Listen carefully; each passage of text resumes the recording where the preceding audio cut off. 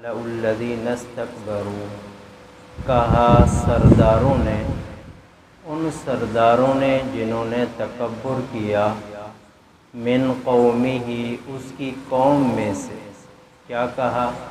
لَنُخْرِجَنَّكَ یا شعیب، حضرت شعیب علیہ السلام سے کہا ہم آپ کو نکال دیں گے، صرف آپ کو نہیں، وَالَّذِينَ آمَنُوا مَعَكَ، ان لوگوں کو بھی آپ کے ساتھ نکالیں گے جو آپ پر ایمان رکھتے ہیں، من قریتنا، اپنے شہر سے نکال دیں گے، او لتعودن فی ملتنا، ہاں اگر آپ ہمارے دین میں واپس آ جائیں تو پھر ہم آپ کو ٹھہرنے دیں گے۔ قرآن کریم کے اندر امم سابقہ کے واقعات ملتے ہیں، انبیاء سابقہ کے واقعات ملتے ہیں کہ انبیاء سابقہ کا سب سے پہلے انکار کرنے والے وہ قوم کے سردار ہوتے ہیں۔ وقال الملأ، اس 9ویں پارے کے آپ دیکھیں گے کہ ہر رکوع کے شروع میں ہے، خود نبی کریم صلی اللہ علیہ وسلم کی ابتدائی احوال کو دیکھ لیں کہ نبی کریم صلی اللہ علیہ وسلم کی رسالت کا انکار کرنے والے سب سے پہلے قوم کے سردار تھے۔ کیوں؟ اس کی وجہ کیا ہے؟ اس کی وجہ یہ ہے کہ قوم کے سردار ہی چاہتے نہیں ہیں کہ ہمارے معاشرے کے اندر دین اور دینداری ہو۔ کیوں کہ جب دین اور دینداری ہوگی تو لوگ پھر قرآن اور حدیث اور وقت کے نبی کے پاس اپنا فیصلہ لے کر جائیں گے۔ وقت کا نبی جو فیصلہ کر دے گا وہی پھر قوم کا فیصلہ ہوگا، اور ہماری جو چودراہٹ ہے، ہماری جو سرداری ہے، یہ تو ختم ہو جائے گی، ہمارے پاس تو کوئی آئے گا نہیں۔ جیسے اس وقت قوم کے سردار بگڑے ہوئے تھے، وہ نہیں چاہتے تھے کہ ہمارے شہر میں، ہماری بستی میں نبی کی بات چلے۔ نبی کریم صلی اللہ علیہ وسلم کے دور میں بھی یہی تھا کہ قوم کے سردار نہیں چاہتے تھے کہ نبی کریم صلی اللہ علیہ وسلم کے فیصلے چلیں۔ آج بھی وہ طبقہ نہیں چاہتا کہ ہمارے معاشرے کے اندر، ہمارے ملک میں قرآن اور حدیث والا قانون چلے۔ کیوں؟ اس لیے کہ جب قرآن اور حدیث کا معاملہ چلے گا، ان کے جو ناجائز کام ہیں وہ کیسے پھر ہوں گے پورے؟ کسی کو پیسے دے کے جیل میں کروا دیا، پیسے دے کے جیل سے نکلوا دیا، پیسے دے کے اپنے حق میں فیصلہ کروا دیا، پیسے دے کے آپ آئین توڑتے رہے، آپ ہر آئین کو پامال کرتے رہے، آپ عدالتی قوانین کی دھجیاں اڑاتے رہے، اور اگر کسی نے یہ کہہ دیا اسلام آباد کے اندر چائنا کے مساج کو ختم کر دیا جائے تو ان کو نیست و نابود ایسے کیا کہ آج تک وہ بچیاں نہیں ملیں۔ اب وہ طبقہ جو مالدار طبقہ ہے وہ آئین صبح شام توڑ رہا ہے، وہ عدالتی قوانین کی دھجیاں اڑا رہا ہے، کل کو پھر وہ صاحب اقتدار بن جائیں گے۔ یہ طبقہ نہیں چاہتا۔ آپ سروے کریں، آپ کو معلوم ہوگا کہ یہ جو طبقہ ہے، جو مالدار طبقہ ہے، یہ کبھی نہیں چاہے گا کہ ہمارے ملک کے اندر اسلام نافذ ہو۔ ہمارے ملک کے اندر اس کی ایک اور وجہ بھی ہے، اگر ہم پاکستان کے اندر یہ مسلمان صحیح معنی میں اپنی زکوٰۃ نکالیں، ہمارا ملک بے روزگار نہیں ہوگا۔ صحیح معنی میں اگر ہم زکوٰۃ نکالیں، ٹیکس کی تو بات نہیں کر رہا میں، صحیح معنی میں اگر ہم حساب کتاب کر کے جو ہمارے اوپر زکوٰۃ بنتی ہے ہم یہاں خرچ کریں اپنے ملک پر، اپنے مسلمانوں پر، بے روزگاری ختم ہو جائے گی۔ امید ہے قرض بھی ختم ہو جائے گا۔ لیکن یہ طبقہ ایسا طبقہ ہے، یہ کبھی بھی ایسی چیز نہیں چاہے گا۔ اور آگے اللہ تبارک و تعالیٰ نے فرمایا وَمَا أَرْسَلْنَا فِي قَرْيَةٍ مِّن نَّبِيٍّ إِلَّا أَخَذْنَا أَهْلَهَا بِالْبَأْسَاءِ وَالضَّرَّاءِ لَعَلَّهُمْ يَضَّرَّعُونَ، کہ اللہ تبارک و تعالیٰ کسی بستی میں کسی نبی کو بھیجتے ہیں تو بستی والوں کو پکڑتے ہیں، بأسا ضراء، تنگ دستی میں، فقر و فاقہ میں، دشمن کا خوف کی صورت میں، کیوں؟ لعلہم یضرعون، تاکہ وہ اللہ کی طرف رجوع کریں، کہ اللہ تبارک و تعالی کسی بستی میں نبی کو بھیجتے ہیں اور ساتھ ساتھ پھر اس بستی والی پر تکالیف آتے ہیں، فقر و فاقہ آتا ہے، معاشی صورتحال کی تنگی پہ سامنے ہوتی ہے وغیرہ وغیرہ، کیوں؟ لعلہم یضرعون، تاکہ وہ لوگ، وہ بستی والے اللہ کی طرف رجوع کریں، اللہ کی طرف۔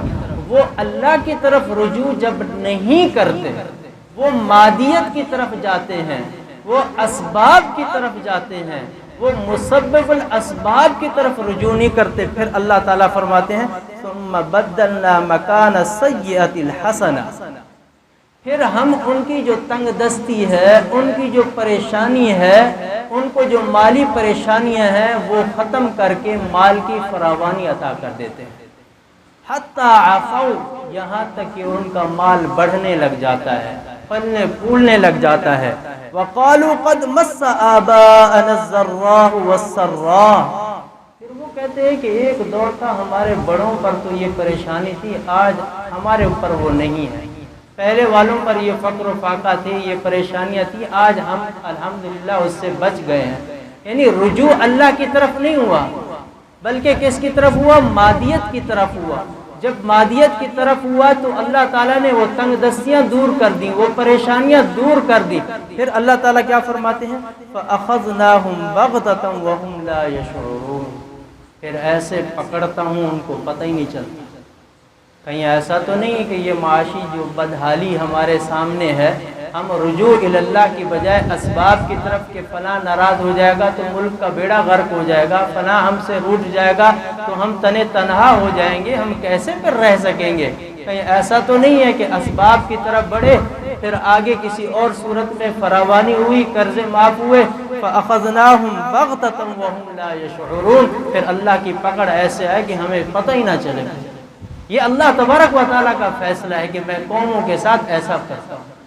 اور آگے اللہ تعالیٰ فرماتے ہیں اولم یہدی للذین یرثون الارض من بعد اہلها ان لو نشاء اصبناهم بذنوبهم ونطبع على قلوبهم فهم لا يسمعون، کیا یہ دیکھتے نہیں ہیں آج جس گھروں کے یہ مالک بنے بیٹھے ہیں، آج جس زمینوں کے یہ مالک بنے بیٹھے ہیں، یہ ان کو ورثے میں ملی ہیں۔ ورثے میں کیوں ملی ہیں؟ کہ وارث ان کے پہلے والے وہ آج زمین کے نیچے ہیں، کیا انہیں یہ معلوم نہیں ہے کہ یہ بھی ایک دن اللہ چاہے تو آج ان کو زمین کے نیچے لے جائے، ورنہ ایک دن تو ضرور جائیں گے۔ حضرت آدم علیہ السلام سے لے کر آج تک اگر اموات نہ ہوتی، یہ کسی کا 400 کا کیا بلکہ 80 گز کا بھی گھر نہ ہوتا، ایک پاؤں رکھنے کی جگہ ہوتی، دوسرے پاؤں ہم لٹکا کے کھڑے ہوتے، اتنی انسانیت ہوئی۔ اگر حضرت آدم علیہ السلام سے لے کر اب تک کوئی اموات نہ ہوتی، یہ اموات اگر دیکھیں تو رحمت ہو گئی نا، ورنہ تو بیٹھنے کی، کھڑے ہونے کی جگہ، لیٹنے کی جگہ نہ ملتی، کھیتی باڑی کیا کرتے ہم؟ یہ اموات کیا ہو گئی؟ رحمت ہوئی۔ اب یہ سلسلہ ایسے چلتا رہا، آج جن گھروں کے ہم مالک ہیں پہلے کون تھے، آج وہ کہاں ہیں؟ کیا ہم نے نہیں جانا؟ جب جانا ہے تو ہمارے بعد یہ کھنڈرات ہو جائیں گے؟ نہیں، ہماری اولاد ان کو سنبھالے گی۔ تو اللہ تبارک و تعالیٰ فرماتے ہیں کہ جب قوم ان چیزوں پر غور و فکر نہیں کرتی، ان کی طرف وہ تتبع اور جستجو نہیں کرتی، نطبع علی قلوبہم، میں ان کے دلوں پر مہر لگا دیتا ہوں، وہ دین کی طرف قوم آنے والی نہیں ہے۔ کہ جن کو یہ فکر نہیں ہے کہ آج میرے پاس جو چیز ہے میرے باپ کی ہے، میرے باپ سے کیسے آئی؟ میرے دادا سے، دادا سے، پردادا سے، اور میرے سے بھی یہ ایک دن چلی جائے گی۔ کہاں چلی جائے گی؟ میرے اولاد میں۔ جو بندہ یہ نہیں سوچتا، صرف یہ نہیں سوچتا، یعنی اپنی موت کی فکر نہیں کرتا، نطبع علی قلوبہم، اللہ تعالیٰ ان کے دلوں پر مہر لگا دیتے ہیں، اور مہر ایسی فہم لا یسمعون۔ آپ بڑے واعظ و نصیحت ان کے سامنے کرتے رہیں، آپ ولی بن کے آپ ان کے سامنے واعظ و نصیحت کرتے رہیں، امام کعبہ بھی ان کو سمجھاتا رہے، فہم لا یسمعون، وہ سننے کے لیے تیار نہیں ہوں گے۔ کیوں؟ کہ اللہ تبارک و تعالیٰ نے ان کے دل پر مہر لگا دی۔ اور آگے فرمایا قال الملأ من قوم فرعون ان هذا لساحر علیم یرید ان یخرجکم من ارضکم فماذا تأمرون۔ فرعون کو کہا تھا سرداروں نے کہ موسیٰ علیہ السلام یہ جادوگر ہے، یہ چاہتے ہیں کہ آپ کی سلطنت ختم ہو جائے، یہ چاہتے ہیں کہ یہ آپ کی جو بادشاہت ہے ختم ہو جائے۔ آپ ایسا کریں، ان کو مقابلہ کریں، مقابلہ کرنے کے بعد ان کو شکست فاش دے دیں اور ان کو نیست و نابود کر دیں تاکہ آپ کی سلطنت قائم رہے۔ آج بھی کچھ لوگوں کو دینداروں سے یہی خطرہ ہے، آج بھی کچھ لوگوں کو دینداروں سے یہی خطرہ ہے۔ کتنے ملک دور وہ یہاں آئے ان لوگوں کو ختم کرنے کے لیے کہ کہیں ایسا نہ ہو یہ پہنچتے پہنچتے ہمارے گھر تک آ کے ہمیں گھر پہ آ کے الٹا لٹکا دیں۔ وہاں سے آئے، کس کام کے لیے آئے، کیا تھا بہانے، کیا دلائل تھے، وہ ساری چیزیں ختم ہو گئیں، اس کے باوجود بھی جانے کا نام نہیں تھا۔ پھر صورت کیا حال آپ کے سامنے ہے کہ کس طریقے سے آئے تھے 2 ٹانگوں پر اور گئے ہیں 1 ٹانگ پر، آئے تھے ہیلی کاپٹروں پر اور گئے ہیں اپنے تن کے کپڑے پہن کر ان کو بھاگنا پڑ گیا۔ کیوں کہ جو قوم اللہ کے لیے مرنا اور جینا جانتی ہے وہ کسی کے آگے جھکنا نہیں جانتی۔ آگے اللہ تبارک و تعالیٰ فرماتے ہیں وَقَالَ الْمَلَأُ مِنْ قَوْمِ فِرْعَوْنَ أَتَذَرُ مُوسَىٰ وَقَوْمَهُ لِيُفْسِدُوا فِي الْأَرْضِ، اور آگے فرمایا لَقَدْ أَخَذْنَا آلَ فِرْعَوْنَ بِالسِّنِينَ وَنَقْصٍ مِّنَ الثَّمَرَاتِ لَعَلَّهُمْ يَذَّكَّرُونَ، کہ ہم نے آل فرعون کو مال کی کمی سے آزمایا، مال کی کمی سے، لَعَلَّهُمْ يَذَّكَّرُونَ، تاکہ وہ سمجھ جائیں۔ معلوم ہوا کہ جب معاشی تنگی آتی ہے، معاشی تنگی ابتداءً اللہ کی طرف سے ایک گھنٹی ہوتی ہے کہ اے بندہ سمجھ جا۔ مالی برہان یہ اللہ کی طرف سے ایک بیل ہے، ایک الارم ہے کہ اے بندہ سمجھ جا۔ اگر بندہ نہیں سمجھتا بلکہ اسباب کے پیچھے دوڑتا ہے تو اللہ تعالیٰ وہ معاشی تنگی ختم کر دیتے ہیں۔ جب وہ معاشی تنگی ختم ہو جاتی ہے، وہ بندہ پھر مال کی فراوانی میں مستغرق ہو جاتا ہے، پھر اللہ تبارک و تعالیٰ کا عذاب آ جاتا ہے، اور پھر ایسا عذاب آتا ہے کہ جن کے بارے میں انہیں خبر تک بھی نہیں ہوتی۔ دعا ہے کہ اللہ تبارک و تعالیٰ قرآن سمجھنے کی توفیق عطا فرمائے۔ وآخر دعوانا الحمدللہ۔